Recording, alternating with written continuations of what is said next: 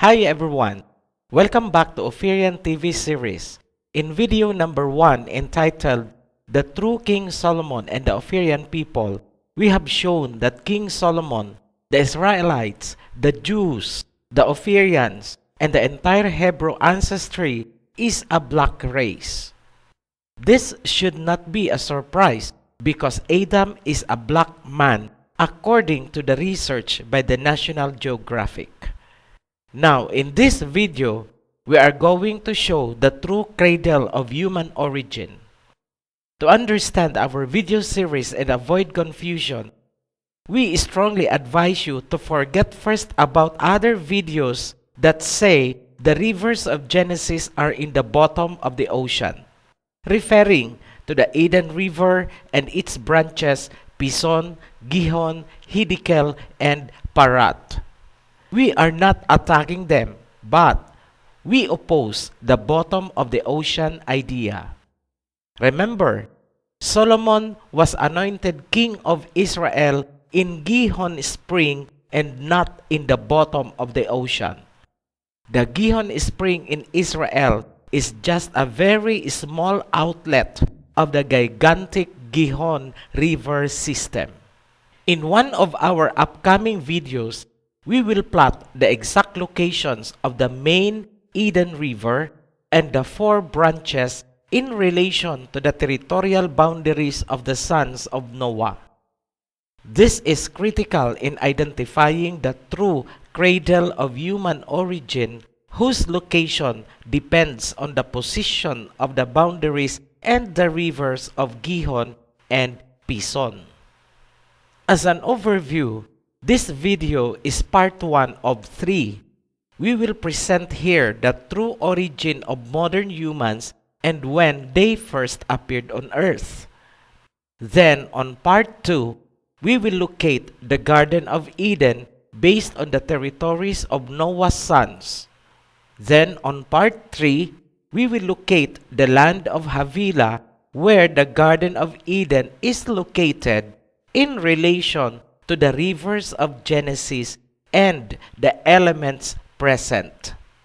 Remember, the land of Havilah has 3 birthmarks. We have gold, bdellium, and the onyx stone. Now, let us proceed to discussion proper. Our topic about the true origin of humanity will be introduced by 2 information from both modern and ancient sources. The 12th century Turin Beatus Mappa Mundi depicted Adam and Eve in a land of gold in the southeastern part of Asia. On the other hand, a research by the National Geographic stated that there were other people who also existed during the time of Adam and Eve. This information are critical in identifying the cradle of human origin. Let us watch the clip of the National Geographic research. Adam.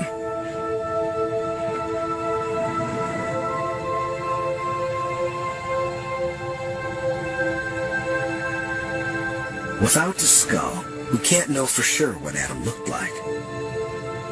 But a combination of genetic evidence, Bender's forensic skills, and cutting-edge computer software suggest he looked something like this. Thousands of years after the Bible, and hundreds of years after Michelangelo, we have a whole new face for Adam. I like the expression. He's got a very forceful look. He's intent on something, maybe taking over the world. You begin to get perhaps an insight into why these guys won out and why this guy's our ancestor. Science can't tell for sure what set Adam apart. There were other men who lived alongside him. But over the centuries, all the other men's lines died out. Maybe some had only daughters, or no children at all. Their Y chromosomes were lost forever. Only Adam's lineage survives.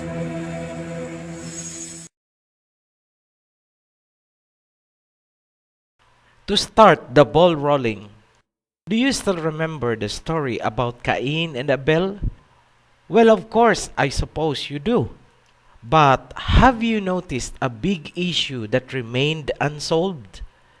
Let us briefly recall the story. Adam and Eve had two sons. They were Cain and Abel. As the story goes, Cain killed his brother Abel. And because of that, Cain was cursed out of the land. He became a wanderer. Then, Cain reached the land of Nod, where he met his wife. Pastors are telling us that Adam and his family were the first humans. Then, from whose family and ancestry were the people of Nod? I think pastors need to revisit Genesis and revise their unbiblical teachings. Let us resolve the controversies about human origin according to science and the Bible. We are not building a conspiracy theory here. We are simply putting together the pieces of factual information that will finally end the conflicts. At present, there are two belief systems about human origin. We have creation and evolution. By presenting the relationships of information from the Bible and science, we will end the tug-of-war between creationists and evolutionists. Let us begin with creation. Creationists believe that all things, including humans, originated from a supernatural process called divine creation. But as to when creation happened, creationists are divided into old earth believers and young earth believers.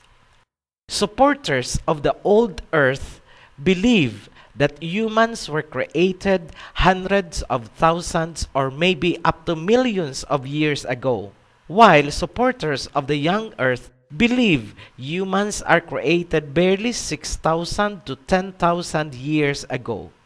Now, here is what we found out. The story of Cain and Abel gives a clue that there were two events of human creation that happened.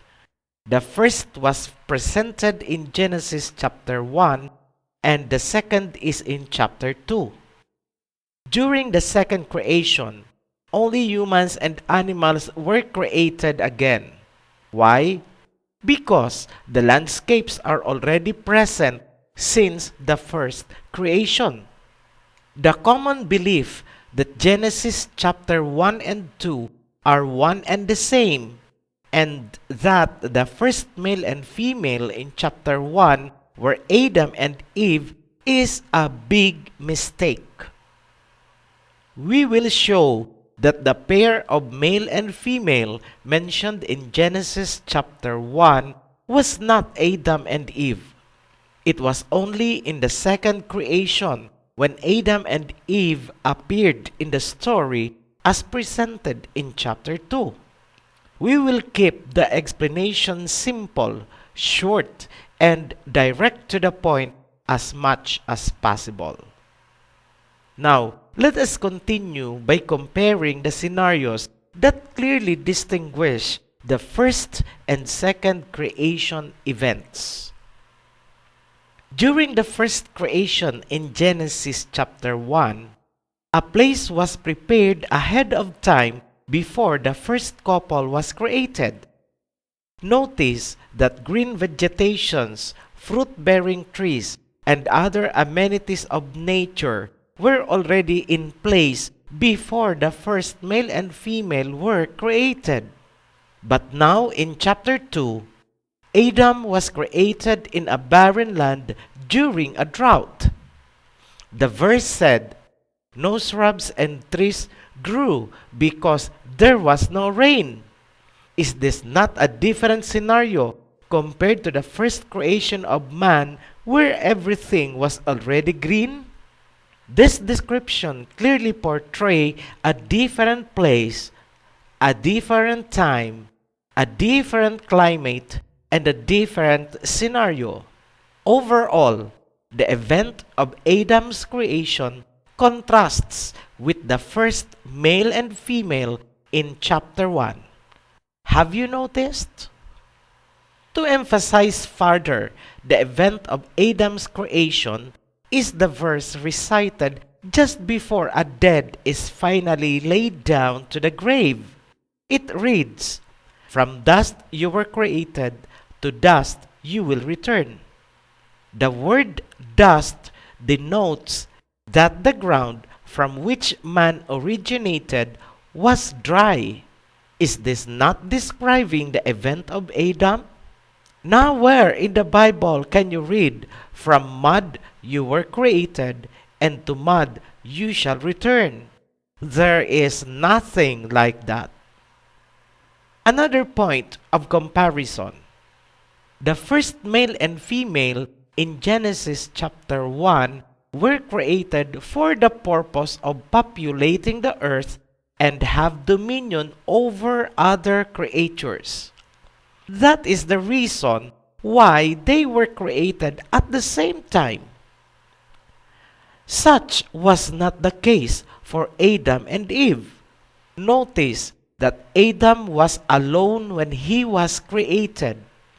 A female was not originally planned to be with him. Adam was told to stay in the garden and work the ground. Then, animals were brought and presented to him. So, what was the intended role for Adam? A gardener, a zookeeper. But when creators saw that Adam needs help, Eve was created. For what purpose? To be a helper of Adam. In short, they were gardeners and zookeepers, thus they had to stay in the garden. They were not instructed to roam and populate the earth. It's so simple.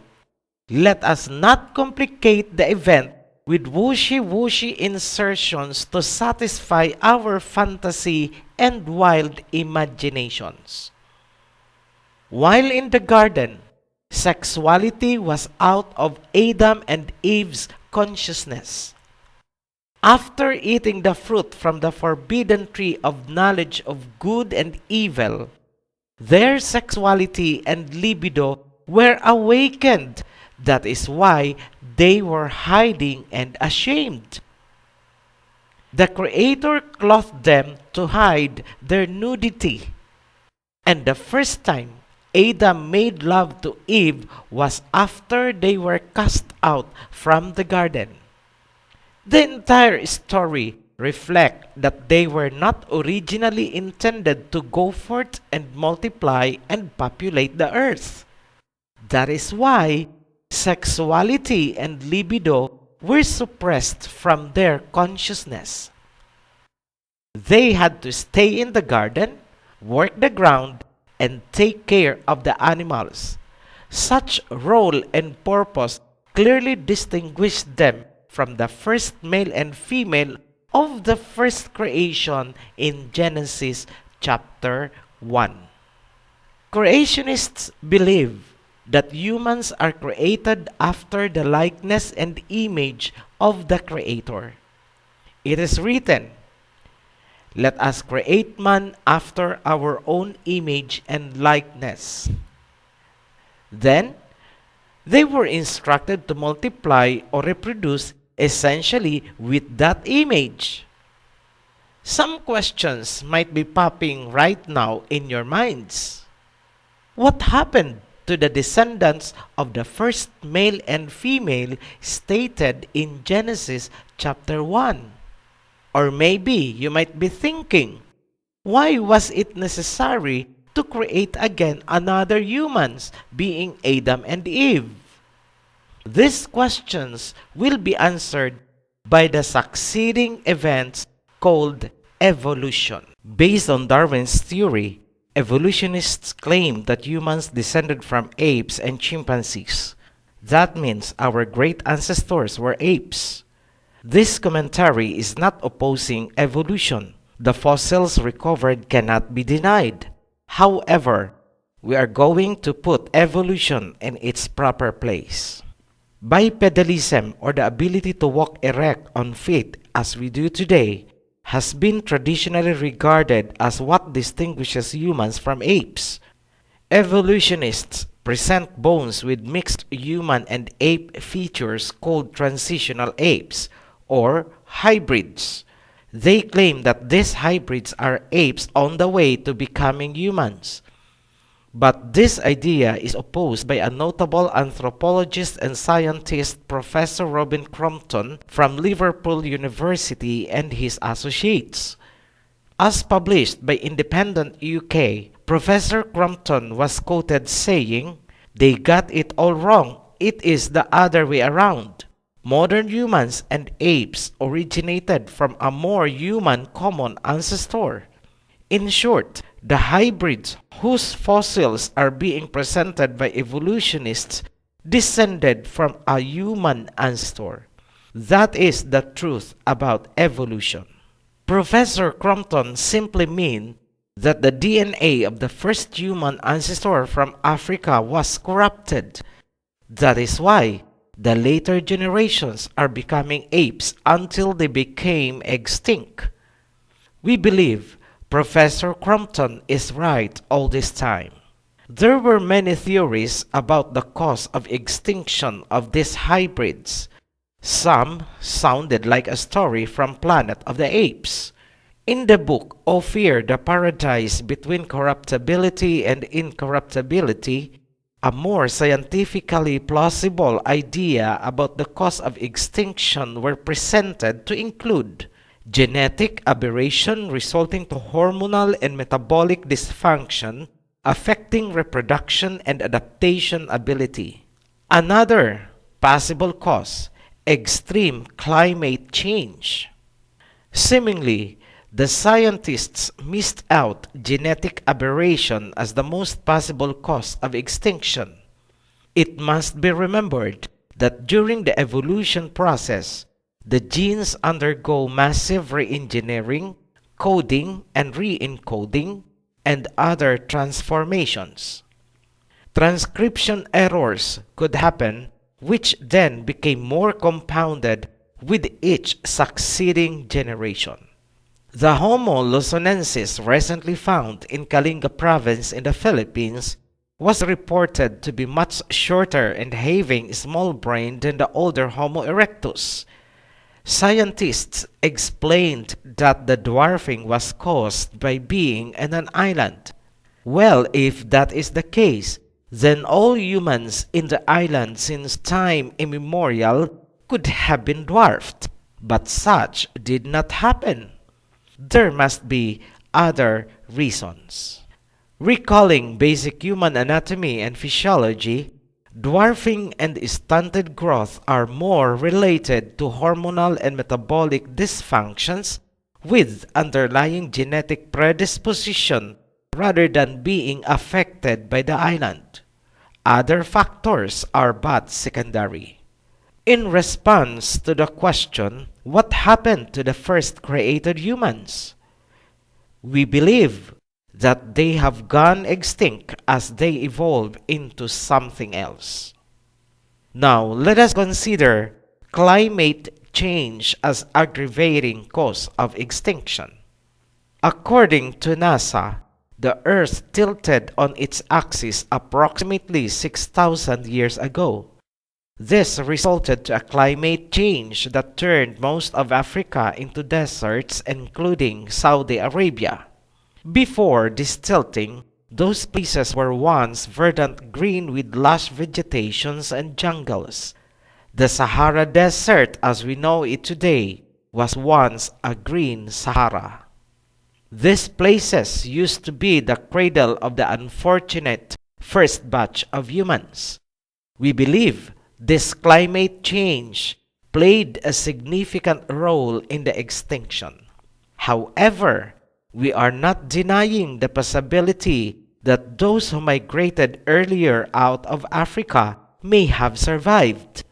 This period also coincides with the creation of Adam and Eve 6,000 years ago as claimed by the young earth creationists. They based their calculations on the ages of the patriarchs back to the time of Adam. Apparently, Adam was created during this period of climate change. Notice that in Genesis, it was described that the environment was drought, where no shrubs and trees grew. We do not consider this information and events as mere coincidences. The extinction event of the first batch of humans highlighted the implied purpose of Adam and Eve as protected reservoir or backup of the original human DNA. Seemingly, Adam and Eve were designed as reset point to replenish the human race after the extinction of the human-ape hybrids. As a special creator, Adam would not be created in the hostile deserts of Africa and the Middle East. In the same manner, the garden could not be planted in those hot and dry regions. The 12th century Turin Beatus Mappa Mundi is therefore most probably correct in depicting Adam and Eve in the southeastern part of Asia, far away from the blazing heat wave striking Africa and the Middle East. The movement of Adam and Eve was confined in a secluded and protected garden, in contrast to the first male and female who were given the freedom to explore and populate the world.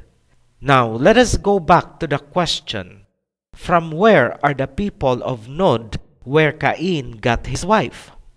Our answer is based on both biblical and scientific grounds. On biblical ground, the people of Nod were from the remnants of the first created humans who migrated earlier from Africa before it became a desert. These people were probably remnants with minor genetic corruptions, and they coexisted with Adam and Eve during the time. On the scientific ground, the National Geographic stated the same view with the context of the Bible. Their research showed that other people existed with Adam and Eve, but because National Geographic did not include biblical perspective in the research, they were not able to recognize and connect these other people as the remnants of the first batch of creation. What is important is that National Geographic and the Bible are both saying that other people existed along with Adam and Eve. In addition, the National Geographic stated a critical information proving our claim that indeed there was DNA corruption that happened to the first batch of humans. The research showed that these people are unable to produce a male offspring. Their Y chromosome are dying away, meaning the mothers are only producing female offspring or even unable to get pregnant at all. It is now very logical to believe that Seth, the son of Adam, also married somebody from these remnants, just like his older brother Cain. Thus, Adam's Y chromosome is the only surviving male chromosome according to the research. This will end many speculations that Seth married his own sister or even shared Eve as a mate with his father Adam. Such interpretations and speculations are completely absurd, unbiblical, and therefore unacceptable. The National Geographic research is perfectly supporting our biblical idea that Adam was the reservoir of pure, uncorrupted DNA that ensured the existence of the modern humans today. It is also highly probable that the claims of the young earth creationists about the creation of Adam as being 6,000 years ago is most probably true. Looking forward to the next part of this series, we will identify the land of Havilah being the location of the Garden of Eden as stated in Genesis. In essence, Havilah is the true cradle where the modern humans originated. To identify the land, we need first to plot the territories of the world as divided by Noah among his 3 sons being Shem, Ham, and Japheth. This is important in locating the land. After we have plotted the territories of the sons of Noah, the next step is plotting the true locations of the river of Eden and the 4 branches which are Pison, Gihon, Hiddekel, and Parat. Only then we could pinpoint the true land of Havilah without plummeting to the bottom of the oceans. So hang around, subscribe to our channel, and share our videos. Get involved in proclaiming the truth to the world. Thank you for watching. See you again.